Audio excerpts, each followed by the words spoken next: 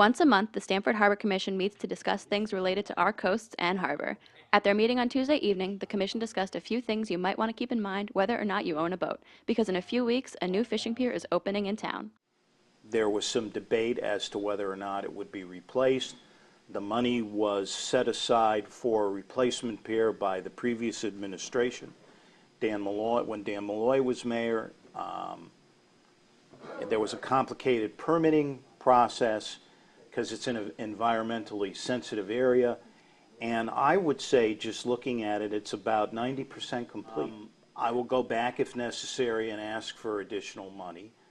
Now we are fully chartered, and we are beginning to act and do things that a real commission does. And I thought that it would have been worthwhile to increase our budget to $15,000 because that pays for very basic services like the clerical help. And also we have a very, very good consultant, and the majority or the bulk of that money would go to pay him. He has been invaluable in writing our plan. He is very well thought of in the DEP when we do applications and permits.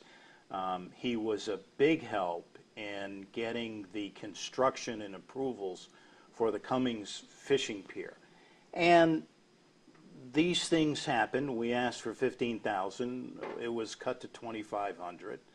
I will go back if necessary and ask for additional money. One of the things that we will come back to is that I have been working with our grants manager because harbor commissions or waterfront commissions are eligible for federal funding, and that $15,000 would pay for itself many times over if we were even to get one grant.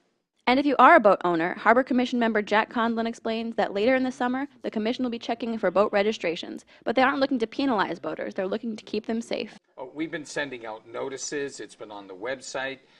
We're going out to all of the commercial mooring installers, letting them know if they're putting in any moorings in Stamford, that they do need a permit for that mooring. So we've blanketed the industry as best we could, and that's why we talked about there are some moorings that are still out there that we have no idea who they are, and we want to wait and see if if the owners come forward on those moorings as the boating season opens. No, we're not taking it.